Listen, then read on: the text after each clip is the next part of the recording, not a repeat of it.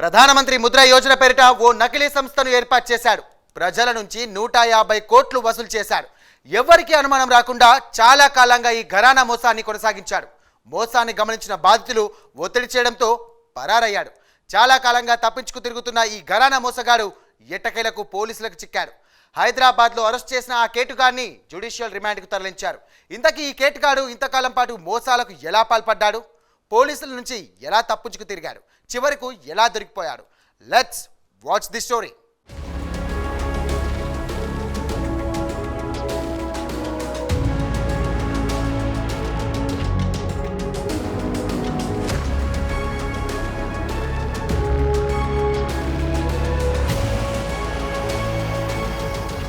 ఏపీలోని సత్యసాయి జిల్లా కదిరికి చెందిన చైర్మన్ తిప్పినేని రామదాసప్పనాయుడు ఓ ఘరానా మోసానికి పాల్పడ్డాడు. కేంద్ర ప్రభుత్వ ముద్ర పథకం పేరును అనుకరిస్తూ ముద్రా సొసైటీ పేరుతో నిధులు సేకరించాడు. అధిక వడ్డీలు ఆశ చూపి ఏజెంట్ల ద్వారా రైతులు, కూలీలు, మహిళల నుంచి 140 కోట్ల నిధులు సేకరించాడు.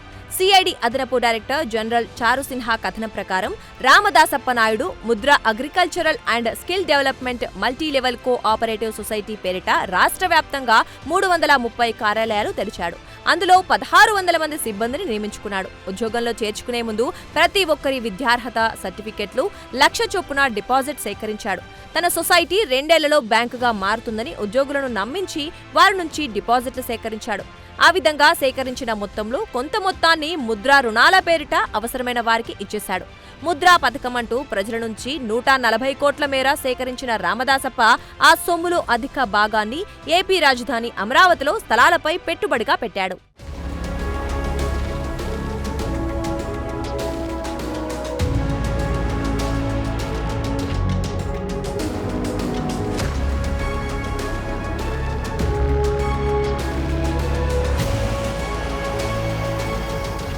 తన సొసైటీలో చేరిన ఒక్కో ఉద్యోగికి నెలకు 8,000 నుంచి 12,000 దాకా వేతనమిచ్చేవాడు.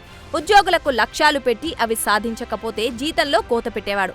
దీంతో కొందరు ఉద్యోగాలు మానేసి తమ సర్టిఫికెట్లు, డిపాజిట్ సొమ్ము ఇవ్వమని కోరితే వారిని వేధించేవాడు.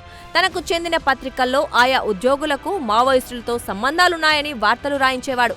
ఈ క్రమంలో పలువురు బాధితులు ఫిర్యాదులు చేశారు. దీంతో 2020 నుంచి 2022 మధ్య కాలంలో హైదరాబాద్ నల్లకుంట, కాచిగూడతో పాటు గంభీరావుపేట, వేములవాడ, దుబ్బాక, రామాయంపేట, అచ్చంపేట, ఆత్మకూర్ ఠాణాల్లో 10 కేసులు నమోదయ్యాయి. అనంతరం ఆ కేసుల్ని తెలంగాణ సిఐడి దర్యాప్తు చేసింది.